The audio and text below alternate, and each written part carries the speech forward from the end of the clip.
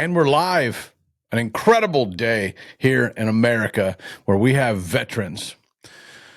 It is the thing that makes this country still great is knowing that we have veterans, is knowing that we have men that are not scared, and that we had men like my father, my grandfathers, and so many of my friends that went to do what they call a job.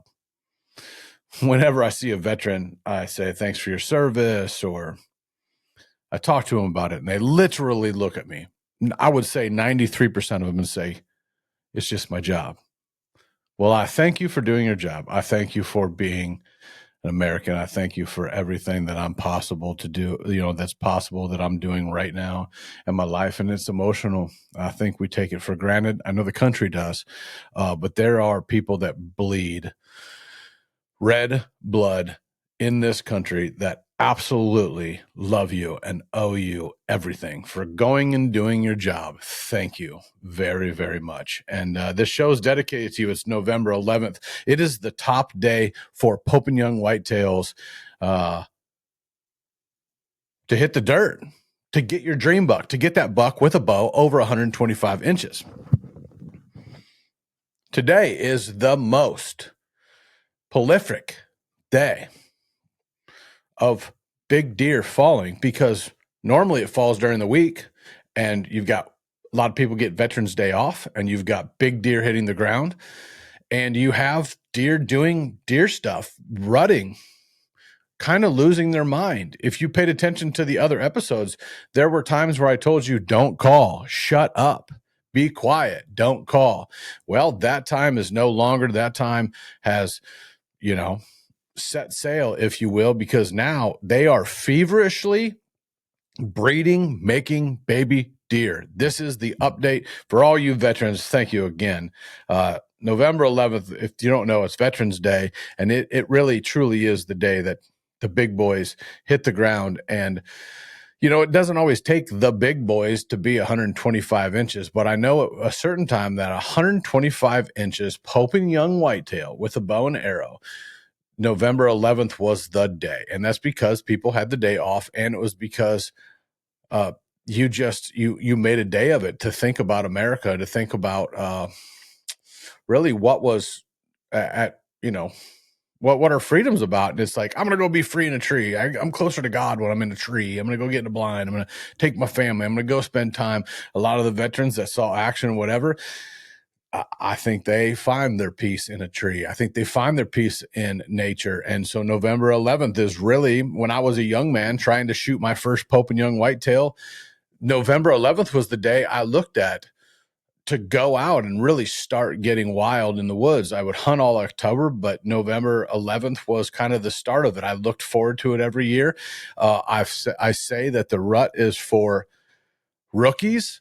And I think that is more of a way to kind of have some fun with it. There's so many of us that have become strategists in outsmarting whitetails with all the technology and all the cameras and all the stuff and all the intel that we have. And we like to think that we're smart. We like to think that we're intelligent when it comes to whitetails, and that it has something to do with how long our wieners are because we're so smart about deer. That is just not the case. That is just not the case in this comparing the world to each other by these big deer. Now, I know you're probably saying, well, Chris, you used to be like that, or you're still like that. Okay, you win. You caught me. You got me. It's a game. It's a comparative game. It's not really a competitive game for me any longer. It's competitive and comparative to myself and my goals. And my goals clearly this year, going into this year, were not as strict as the year before. The year before, I had 2 whitetails I was going after. I wanted Wolverine. I'd watched him grow up before I got in trouble and after. He was 10.5 years old, and we were able to get him killed. But he was one of the smartest suckers that I have ever battled wits with. He really was just an old, smart knew how to play the boundary games, knew how to dip and dive. And I finally got him killed on December 26th. And he's a 180 plus inch deer. And then Handy was a year younger, but he was a superstar. And I kind of called dibs on him really early in his life when he had a double white patch and he had this cool non-typical going on. I said, that deer's going to be special. And that deer ended up to be special. He was 180 something inches. I killed him on like, I'm pretty sure it was October 20th of last year, but this deer set up a little pattern coming out into these beans, and I end up setting it and just moving slowly to get in on him. And so I was done with one tag early in the year in Illinois, and another tag I had to wait till December 26th, and I exhausted myself hunting for 77 sits before I killed Wolverine. And I got my shot at 43 yards. I shot him, hit him a little low. He didn't duck, and then I had to wait that night, and then didn't recover him till late that night, early morning. And I was tagged out on 280-inch deer. This year, I got the big 4-year-old day, 4.5-year-old that I just determined that he was a big deer, and I shot him, and I didn't know what deer it was. And then I wanted to take my first ever big buck on my own property that I had been kind of raising and keeping safe and doing all this stuff to get a deer that big. And then I accomplished a totally different goal. So for me, it's this movement of goals and this growth. And I think the time is now to start talking about what these trail cameras and this technology is doing to ruin the men of America that are spending money on these trail cameras, because we're finally starting to see kind of the results and the kind of the psychosis that's really happening from deterring us from either even hunting and enjoying ourselves. You know, I spend all day having conversations with all my friends and my guys I really care about, some guys that I don't care about, some guys that are just looking for me for advice. And where you fall in those categories, I think there's one denominator in all of it, is that the results of how my mind works and the years I've spent in the woods, my photographic memory, with the fact that I'm autistic, and have Asperger's, where I'm able to find these categories of things in my life: hunting, deer, shooting, land, and this monologue, being able to talk an hour straight and without any notes except for two little guys right here, and be able to talk like this. That comes from Asperger's. This comes from me finding my niche in life and doing it. And this is one of the great freedoms that these veterans fought for, is for me to have this freedom to be able to talk to you and be able to put this content out and keep going without any monetary support from really any sponsors or teammates. And so we're just going to keep putting them out. The last one that you saw was episode 10 on November 11th.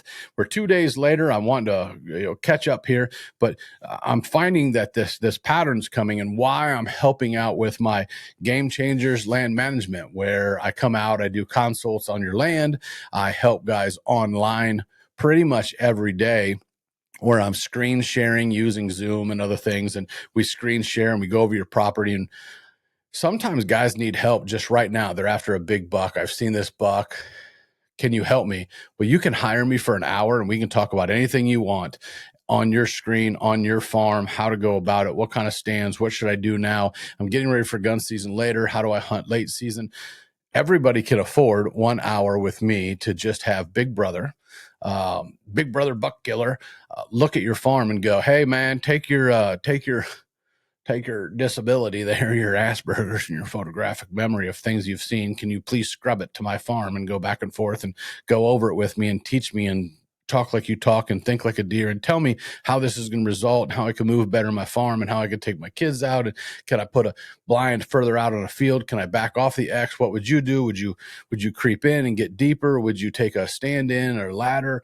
Or how would you go about it? What are some of your ideas? Well, man, I go get some diesel and try to get in there and try to cut the wind a little bit. I know they're used to tractors. You got a cattle farm just right next door. Did you realize that there's a cattle farm that when that wind blows out of the southwest, go get some of that poo-poo and put it on your boots and whatever? Like, you can get away with little things. I mean, these tricks that I've remembered over the last, oh gosh, I'm going to date myself, 30 plus years of hunting whitetails, and then taking it to the top of the marketplace, top of the industry, top of my game, to where I don't really care to go to my friend Mike's or to the guy in Indiana's place that invited me hunting, because I'm so in tune with my deer. I would really, at this point, I would love to come kill ducks and go golfing and go fishing. And shout out to anybody that has Arkansas, unbelievable duck hunting around the Midwest. We go hunt your duck club.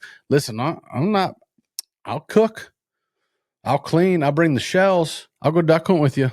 I'll duck hunt all the way to Texas this year. I'll go with you to Mexico. I don't care, but I'd love to go blast some ducks in some flooded timber or something. So if anybody's listening, I'm in. Wait till the deer season's done or whatever. Kill your big buck, and then we'll go duck or goose hunting.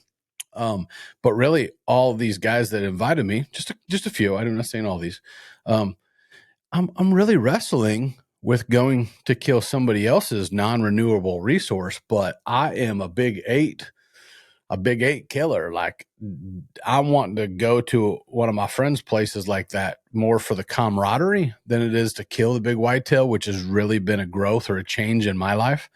And so that kind of brings us to this point where I do the consults.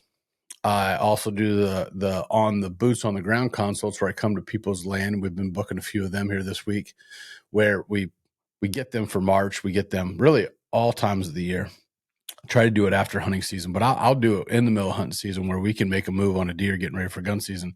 I'll leave tomorrow. I don't care. Normally in state, man, it's like 3,500, out of states 5,000. We've got bonus for bonus days. And what you're getting for that whole thing is I'm going to put boots on the ground. I'm going to take pictures and video and memorize and go on my Onyx and put all these things together. And we're going to go look at what happened during the season. We're going to go through all that. Then we're going to have 3 online consults that you can use throughout the year to ask me questions, and we can go over the farm again and go over the plans. I'm going to come back in and I'm going to work for 2 or 3 different separate sessions, and I'm going to go through and mark everything that we need to do, what you're looking at 1 year, 2 year, 3 year, even 10 years down the road. What are your goals? How we're going to manage those goals? What I recommend? How big you want to go with it all? And sometimes it really falls into, if somebody owns these are kind of the 2 clients I have: somebody that owns property, small or big, and then somebody that says, listen, man, I have these leases all over. I can't do a lot, but I'm in the learning category. So there's 2 categories. One, I got this farm. Teach me.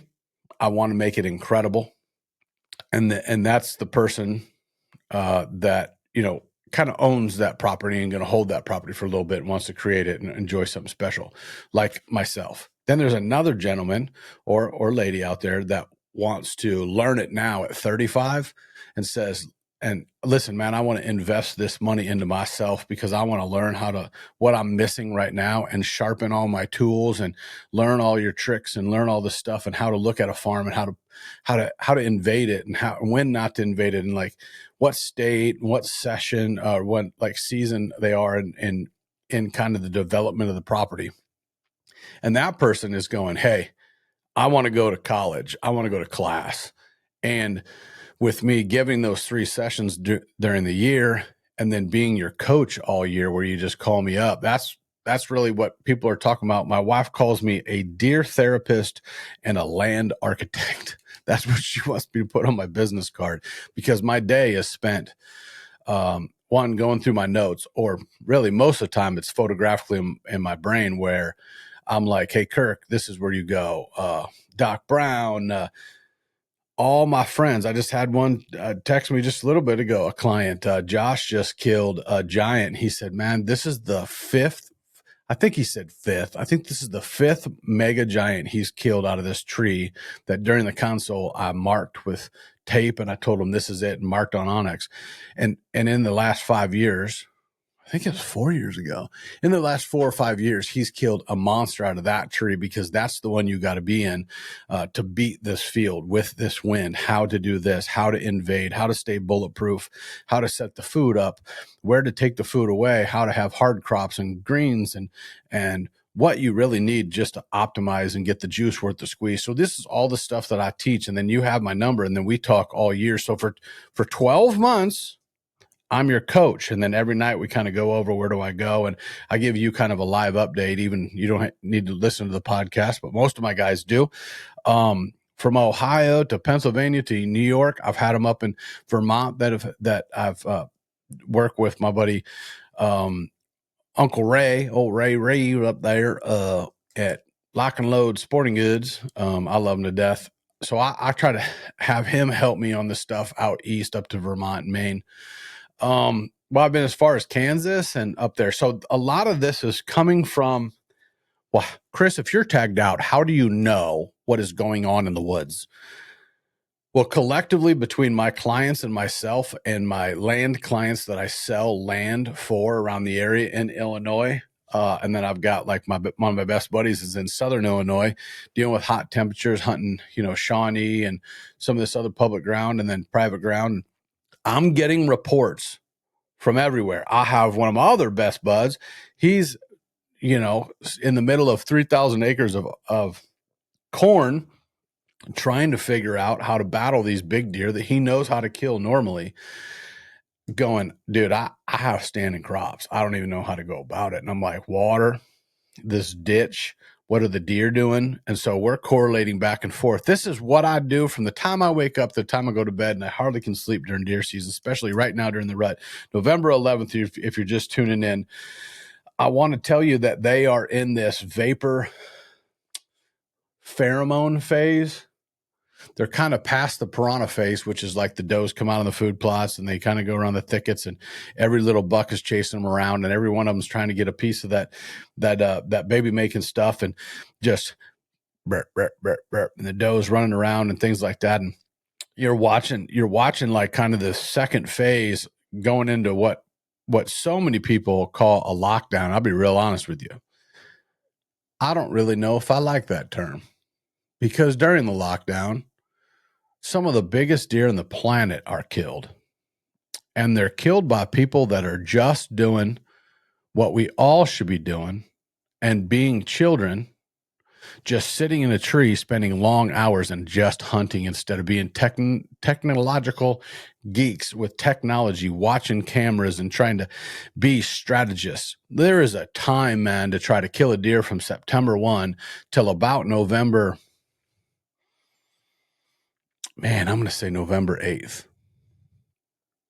where you just have to throw it all out the window and enjoy being a strategist early and playing the wind and making sure it's perfect, whatever.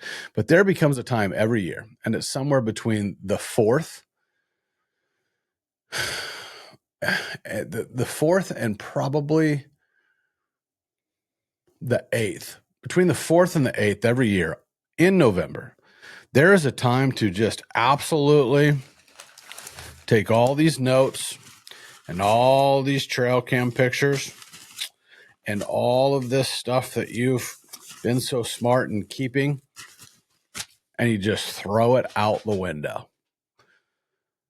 Because between the 4th and the 8th, these deer go into a pheromone-seeking craze where they don't actually care about me, Uncle Bubby, sitting in a blind or a tree stand. They may smell you, but they're not going to freak out and run 300 or 400 or 500 yards. They're just going to run 50 yards and go back to this pheromone breeding craziness, this pheromone seeking with this giant lip curl, and they're tasting the air, and there's something different in the air, and they're seeking using these pheromones that are in the air that are left by this doe that she's only breeding one time in 365 days a year, and then a few more does come into estrus, and all this is in the air. And today we watched a buck breed a doe, a big mature whitetail, non-shooter, 50, 60 yards away, had a messed up rack, big old bully buck. We don't even know how old he is, breeding a doe in the standing cornfield that they had knocked all down. And 5 or 6 other bucks were watching this go on.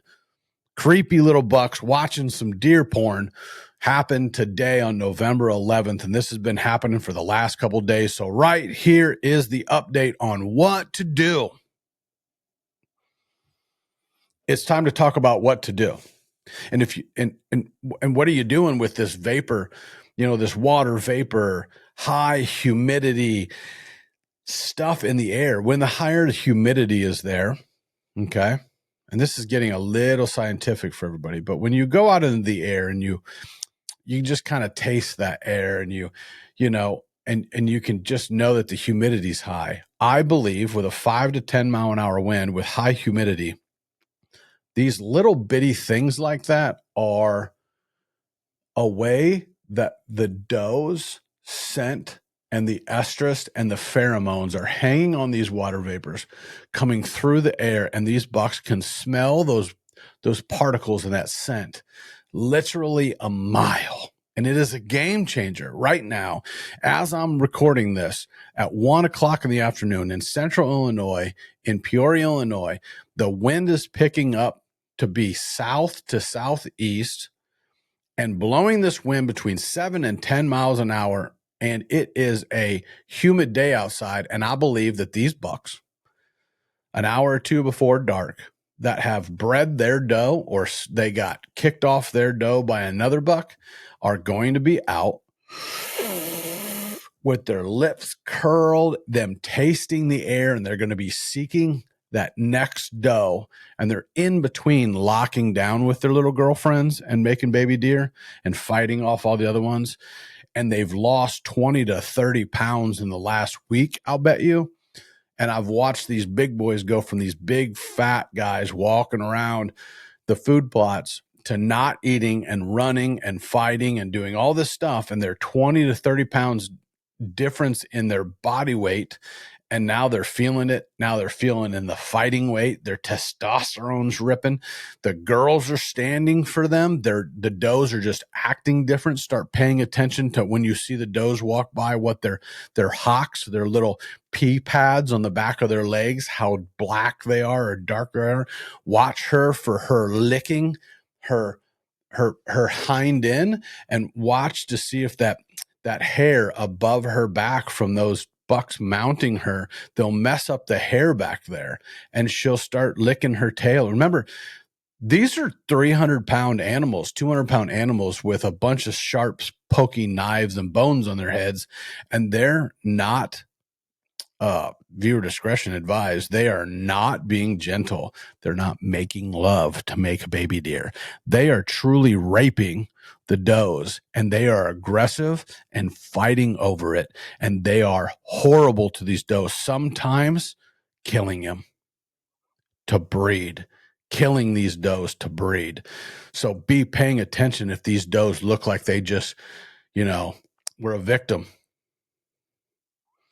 If they were a victim, their backs, right above their tail, on top of their backs, are going to be completely messed up. Like their hair is going to be messed up. There's going to be all these patches from these bucks getting on and off the back of this doe, breeding her. And she's going to feel funny, and she's going to be trying to preen and lick her back there to try to lay that hair down. And she's also going to just be, really feeling pretty weird after, not having deer sex for a long time. She's going to be back there she's going to feel funny. If you've ever seen a dog in heat, she's just going to feel funny and act funny. Pay attention to them. This is why we hunt, to watch deer do deer stuff. Pay attention to these does after they got bred with their hair all messed up, and these does are trying to clean themselves up, and they're feeling funky and they're feeling funny, and find out and pay attention and find out if they're pre-bred or post-bred. And then are these does hanging around other does? Normally, they kind of have a party, a post-breeding party, that the does start hanging out together. They've all been bred, and you'll watch their little fawns start coming back with them. And then you'll watch their fawns from last year in their family group. They all kind of group up. And what they're doing is they're protecting themselves by being in a group, because they just got raped and chased for the last 2 weeks. And now they're all balling up together, eating a little food. And now they're fat and sassy, and they're kind of relieved, that it's over. And now all they got to do is eat, survive, and make babies. This is the LandLife podcast, Chris Brackett's LandLife podcast, everybody. I really appreciate you guys being here. The November 11th Veterans Day special. And so, we're talking about breeding season, full effect, lockdown. does getting bred in front of us, and what and how do you hunt them? Okay. How do you hunt them right now? If you were to pick a property, I like to break down properties into acres and fields. So I have a 35 acres, a 60 acres, and a 20 acres. And if I looked at those three properties, I can fit them into whatever number you want to make up the 200 and something that you hunt, or the guy's just got 10 acres behind his house. So we have those type properties. We have them set up with switchgrass and miscanthus and clover and whatever. I'm going to state this. If you're trying to make a choice on where to hunt, the number one question, where do I hunt today? I've gotten today. Where do I hunt? It's hot. They're big animals wearing fur coats. Hunt water, creeks, the side hill of creeks that are thick and nasty and great bedding, and a doe can hide from a buck, and a doe and a buck can get a little privacy, and a buck can defend the other bucks from taking his prize doe. Those are where you're going to find the big boys. Those are where you're going to find the little breeding corridors and these little breeding areas where these littler bucks are trying to get in there and steal this guy's doe, and he's trying to pin her up against something away from them, getting in the thickest stuff so he can keep these other bucks from taking his prize. That's where to hunt, November 11th. And I kind of don't know kind of how to tell you any more than the question of, where do I hunt tonight, Chris? Well, I would be in the stand as much as you can, and I would be in the timber, and I would be somewhere where you can actually see a creek.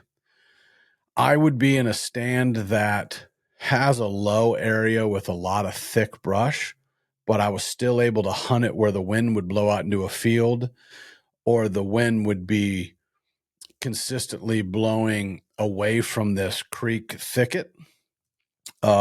Second choice, multiflora rose, lots of thick undergrowth next to a big oak flat, a big ridge, where you can hunt the ridge but kind of see into this thicket just off the edge. So when you think about it, you think about one of those other podcasts that I did where I talked about how fast a buck can get from point A to point B running a ridge on the high ground. The high ground, he can go faster. The high ground, he can search faster. The more scrapes he can hit, the more he can sense and look for a doe. The big deer right now are absolutely getting slaughtered by guys that are hunting a place over and over and over and over and just turning their brain off and sitting there and enjoying this cool but seasonable weather that they can sit a long time. You just have to not get bored, and you have to grind it out. And they're killing these really big deer, because like a big deer on my farm right now is a big 8-pointer. He's in the 160s. He's been gone I had a picture of him last night, but he's been gone either with a doe or up walking all the farms. And I will bet you that somebody didn't hunt. They got a picture of him standing in front of their stand. That person's now going to go hunt that stand because they got a picture, and that deer has already made his loop, and he's back home with Uncle Bubby's safe whitetail haven. And he's going to be waiting there and waiting there and waiting there. And this buck may do it again if he leaves another doe, or might go take my wife and shoot him right in the chest, and he never makes another turn. But I'm hoping that he breeds those does, makes it through gun season on my property. But these deer get on their feet and walk, so you have to be anticipating where they are. Don't wait for the lying, thieving trail cameras. I'm blaming trail cameras right now for the societal influence of bull crap that I'm having to be a deer therapist and talk everybody off a ledge because I'm not getting any pictures of big bucks. Dude, they're there. It is time. You've waited your whole life and your whole year, and you put all your friends and your kids and your wife and your girlfriend through hell waiting for this time of the year. And it is November, and it is the rut, and go be a rut rookie and sit in a tree. Don't overthink them. Don't be somebody that's miserable to be around. Don't overthink it. They're not coming to food. They're already fat. They're not coming to food. They're not coming to food. I'll make you this promise right here. They're not truly going to put on their feed bag until December 1 through December 5th. And when December 1 gets here, let's go into December. When December 1 gets here, you will see all your leftover bucks and your does put on the feed bag, and they will be consistently on all those hard work food plots that you put in. They will be doing their thing in the pattern, doing the pattern, and you will be absolutely killing it when it comes to patterning those whitetails. But right now, I need you to be stupid.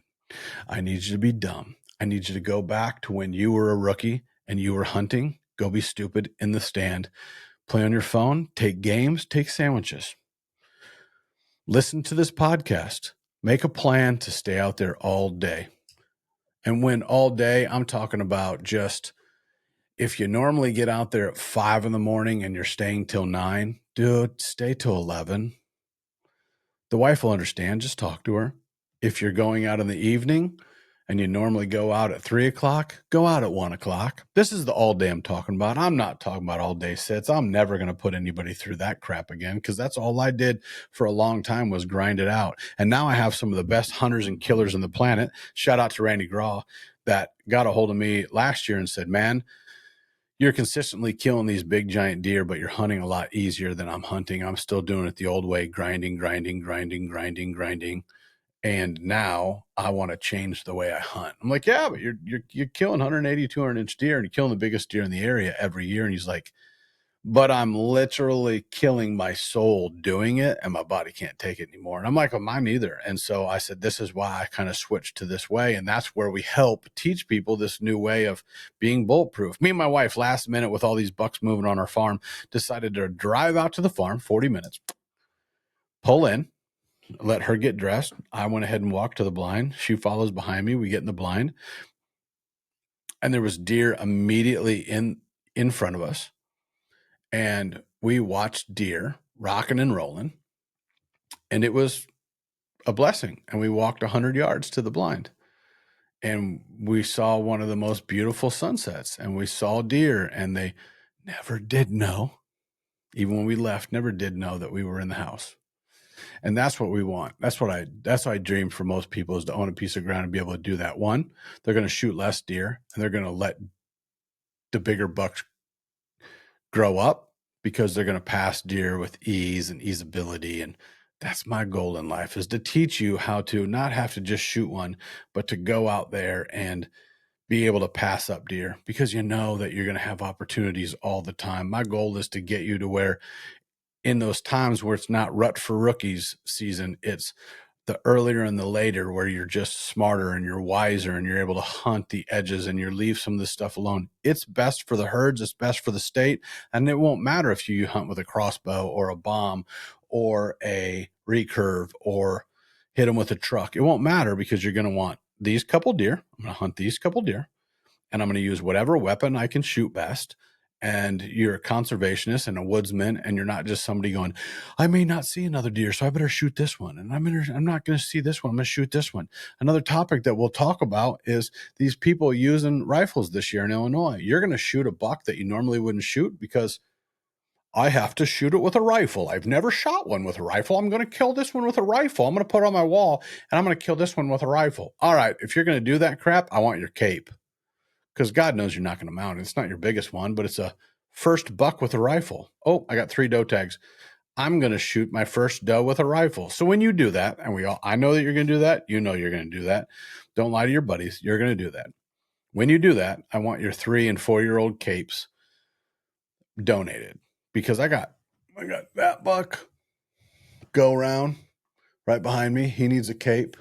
Midnight Rider over on this side, he needs a cape. I think I need like 4 capes. I need 1 big mule deer cape and 4 or 5 whitetail capes. So if you want to see your cape right here and about this location right here to my right, I will put that on Go Round or Midnight Rider or one of these famous bucks back here, and we will mount it up here. But I need some capes. So if you're not going to cape your deer and you're going to Euro mount it, I would love to have your cape donated. So anyways, that's one subject that we'll get into some other time. Where to hunt, guys. Hunt the timber. Go in the morning.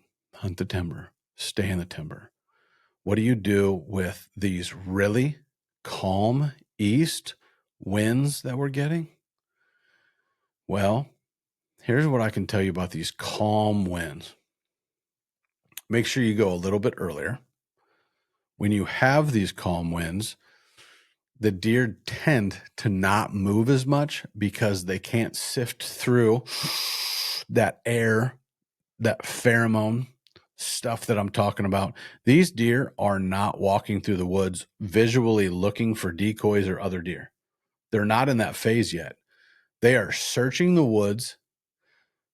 Literally, they don't care about what they're seeing. I need you to picture this, okay?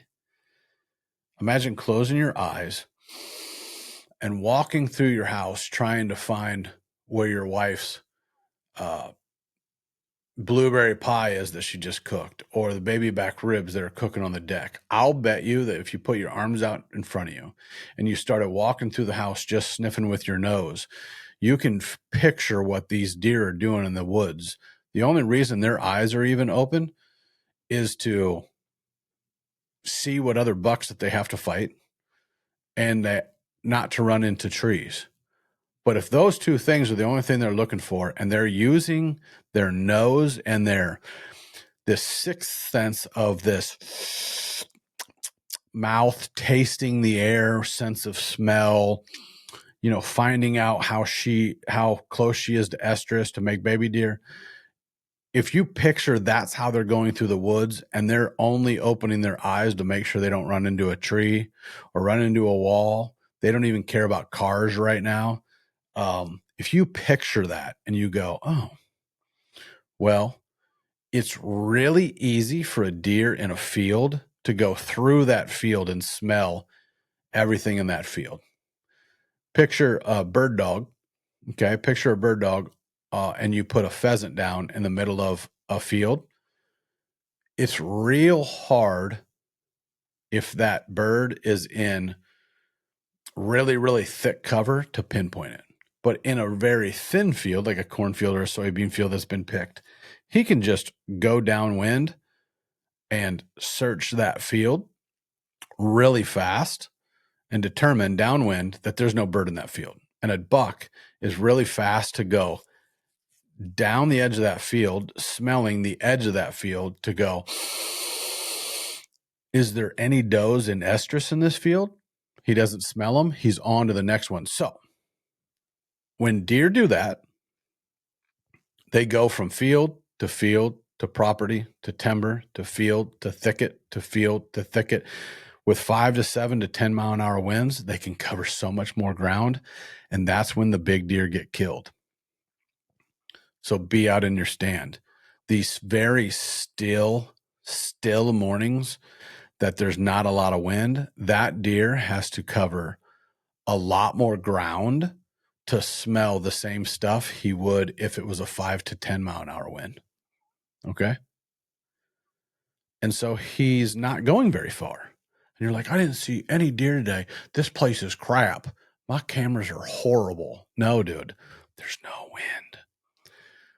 It's a low pressure system with no wind. And that deer is having to run around like an idiot to smell the same stuff he would that if he got a 10 mile an hour wind, he'd have to just drive, run, walk downwind of it. Like if you were in a car and you were like, oh, what, just smell for, I can't find that certain house that's having the weenie roast in the back with a campfire. But I'll bet you if the wind was blowing out of a direction, you could just drive some streets and smell that weenie roast and the fire and be like, I smell a fire. Let's just go into the wind. It's the same principle. If there's no wind, you can't smell it very far away. So if I gave you anything to think about on decisions to make for stands and when to hunt and what the wind effects are doing, is in October, I was very strategic in how I told you to be strategists with the wind and how to not get beat and your scent and all of this stuff. In November, I'm telling you to throw it out the window.